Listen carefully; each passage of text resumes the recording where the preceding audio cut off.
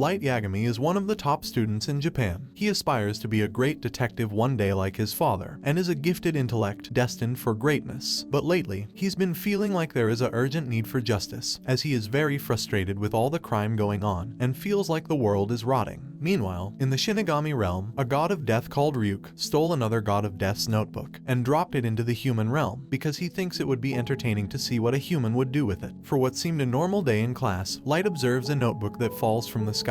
There is no logical explanation for this, so as anyone probably would, he goes to pick it up and check it out. When he's reading its contents, the notebook says that it has the power to kill anyone just by simply writing their name and thinking of their face. If the cause of death is written within the next 40 seconds of writing the person's name, it will happen. However, if the cause of death is not specified, the person will simply die of a heart attack. Light is in disbelief of it and thinks it's some kind of prank, but holds on to it anyway as he is curious. When he gets home, he reads the rest of the rules, and after some time of thinking about it, he decides to try out the notebook. However, just when he harnesses the pen, he thinks if doing this would make him a murderer, but bets it won't work anyway, so he checks the news and finds a criminal holding 8 people hostage at a daycare center. After seeing the criminal's name and face, he writes his name in the death note. He waits 40 seconds and nothing was reported yet, so he thinks it didn't work. However, just when he was about to turn off the television, something happens, and the hostages start coming out of the daycare. The reporter confirms that the suspect has been found dead inside, which leaves Light utterly shocked. He says it must be a coincidence, and the following day, decides he will have to test it out again to see results in real time. He looks around his class and sees a degenerate he doesn't like, but decides it would be smarter to avoid killing people he knows. After school, Light was on the way home when he sees a woman getting mugged by a group of guys. He writes the ringleader's name down and the cause of death,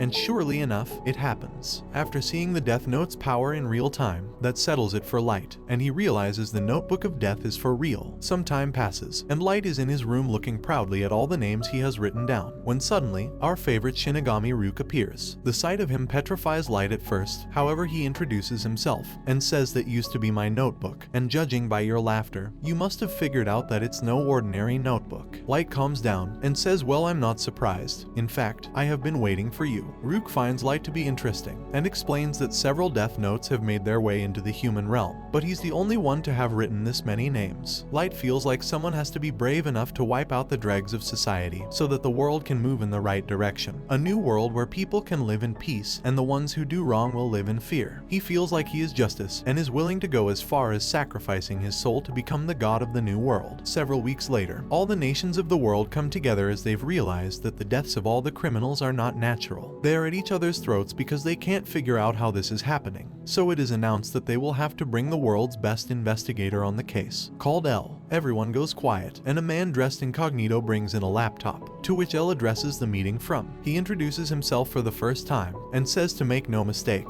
what we're witnessing is an atrocious act of mass murder, one that is unforgivable, and he will need full cooperation from the ICPO and the Japanese police, which confuses the chief of police. However, L reveals that there is a strong possibility that the culprit is in Japan, and that he will be able to prove it after he directly confronts him. Meanwhile, Light comes up with a genius plan to hide the notebook. He puts a regular diary in the drawer, which he believes will satisfy anyone's curiosity who looks inside, but made a special key that you insert under the drawer to lift up the fake bottom, where the death note is hidden. Also, if anyone were to try and force open the fake bottom, the whole thing would set on fire. Ryuk is amazed to see how well Light thought things through, and thinks the fire is risky. However, Light says he would rather a little house fire than to be executed. Some time goes by, and the whole world seems to be talking about all the mysterious deaths happening. On the internet, lots of people have sided with this unknown person killing criminals. They seem to have chosen the name Kita, which derives from the English word killer. Light is not too fond of the name he's been given, but is happy to see that people are supporting him. While Light is watching TV, the channel suddenly changes, where a reporter states that this is a live worldwide broadcast from Interpol. We then see a man with the name Lindell Taylor, who says he is L. He goes on to say how atrocious these crimes are, and says he will not rest until Kita is brought to justice. Light seems to be calm and overconfident he won't be caught. However, the man on TV goes on to say what you're doing is evil, making Light angry, as he believes anyone who would oppose his views are the truly evil ones. So without hesitation, he writes Lyndell Taylor in the notebook, and patiently waits with a smug look on his face, saying that this is the longest 40 seconds of my life. After 40 seconds, the man on the TV dies of a heart attack,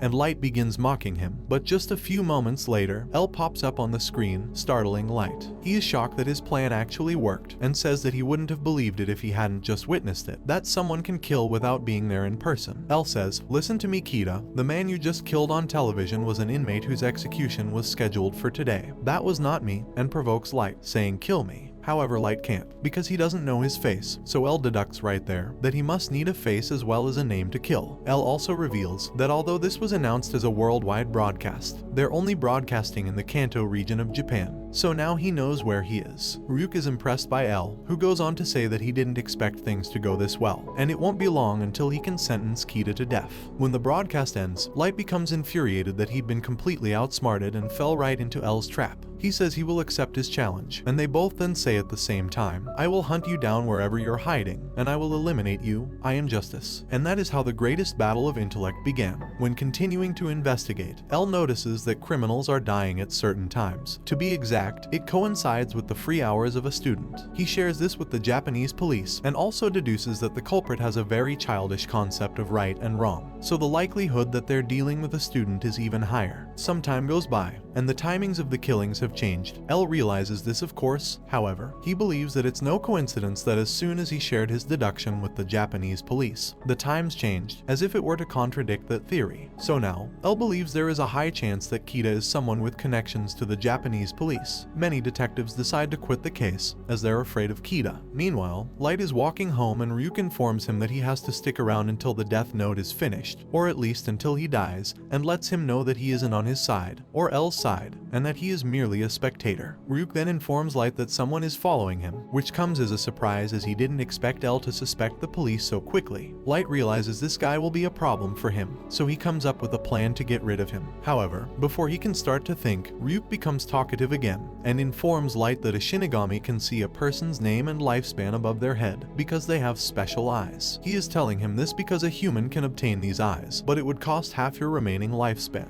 Light thinks about it, but turns down Ryuk's ideal, saying it's out of the question. Some time passes, and Light carries out his plan to get the name of the man following him. He gets on a bus with a girl, and the man sits just behind him. At the next stop, a man with a gun gets on to do a bus jacking. Light passes a note to the girl saying he will reach for his gun. However, that was just a hoax to get the man behind him to engage him. The man reveals that he is an FBI agent, so if it comes to it, he will stop the bus jacker. Light tells him to prove he isn't an accomplice and show some ID. The man is sure he isn't Kita, as Kita would have just killed the bus jacker. So he shows Light his identification, where we see his name is Ray Pember. Light tricks the bus jacker into touching a piece of the death note, so he freaks out when he sees Ryuk and rushes off the bus, where he is hit by a car and dies. After the incident, Ray goes home, where we see his fiancée, called Naomi, who used to be a great detective that had worked under L before. She tells Ray that the whole bus jacking was suspicious and a little coincidental, but Ray tells her to leave it alone, as she agreed to leave that life behind when they got engaged. Meanwhile, Light decides to wait 1 week before making a move on Ray, as it would draw too much attention to him to make a move now. When the time comes, Light goes to the train station to wait for Ray. When he spots him, he approaches him from behind, saying, "Turn around and you are dead." He proves he is Kita by killing a man close by, who turned out to be a criminal to women that got away multiple times because of lack of evidence. Kita informs him that if he doesn't comply, he will kill his wife and family. Ray is stunned that he knows about Naomi, and Kita continues to say, "I see you've got your laptop. I want the files containing the identities of all the FBI agents who came to Japan." Light instructs Ray to write down all the names of the agents on a piece of paper he gave to him, and then ride the train for 30 minutes to avoid any suspicion, leaving the file on the train when he gets off. However, when he exits the train, he has a heart attack and turns around to see Kita standing there and says Light with his last breath. We come to discover that the piece of paper Light gave him was a ripped page from the death note. So when Ray Pember was writing down the agents' names, he was literally signing their death warrant. At dinner, Light's father, Chief Detective Soichiro Yagami, reveals that he is head of the Kita investigation and shares that 12 FBI agents died yesterday. Light of course knows because he did it, but acts innocent to the matter, and Light's sister begs her dad to quit as it's too dangerous. However, Soichiro says he will not let evil triumph, and while Light is soaking in the conversation, he stands up and says he's proud to have him as his father, and if anything should happen, he will find Kita himself and execute him. Meanwhile, L has whittled down the task force to a trusted group, who have a strong sense of justice, so he sets up a meet to show his face for the first time ever, in order to prove he is willing to do whatever it takes to catch Kita. When the task force arrive at the hotel, they find the room L told them he's staying at, and when they open the door, they are surprised to see L is just a kid. The detectives introduce themselves: Matsuda, Aizawa, Mogi, and Ukeda. They are suspicious that this might not be the real L, but after talking for some time, they are sure he is the real deal. L knows that Kita can control his victims before they die, as he'd been sending messages using the inmates in prison, so he concludes that Kita must have been someone the FBI was investigating between a certain period of time. In fact, he has no doubt. He admits that losing 12 FBI agents lost him the battle, but he will not lose the war, and that justice will prevail, which empowers the task force. L tells them from now on to call him Ryusaki, and gives each of them an individual interview before they leave.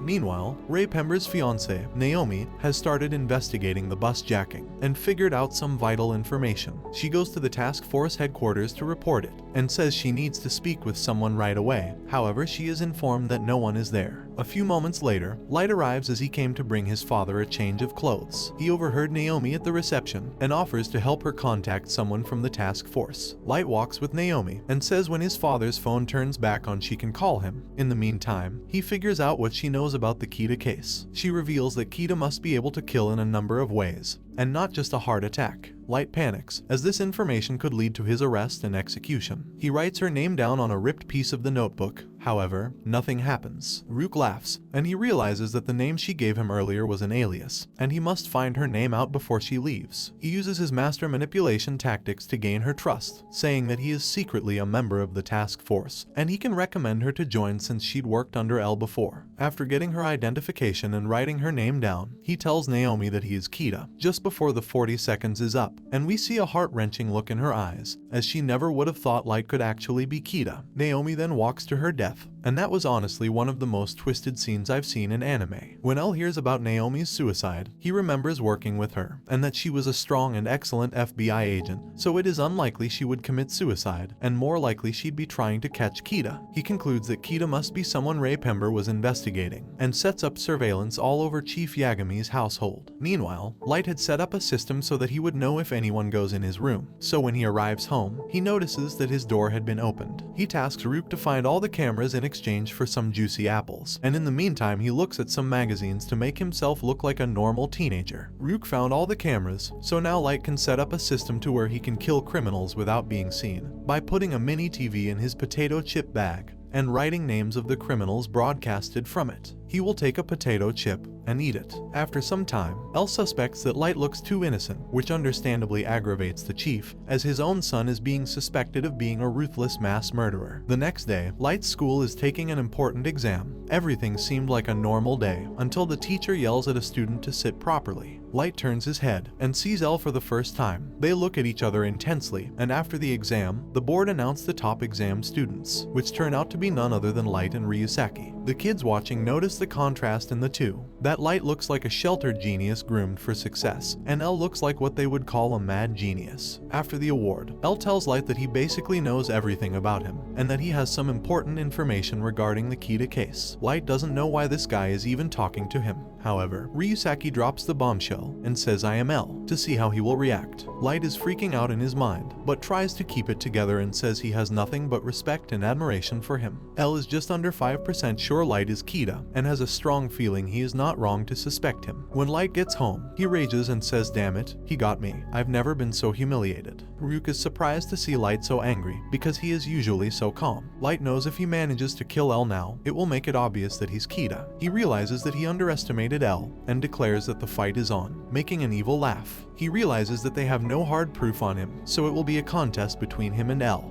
a battle of wits. On the surface they'll be classmates, but in reality they'll actually be investigating each other. Light announces that in time, he will earn his trust, and once he's told him what he wants to know, he'll kill him. Comment if you would like a part 2. Don't forget to like and subscribe, and turn on the notification bell so you never miss out on another video. See you in the next one, take care.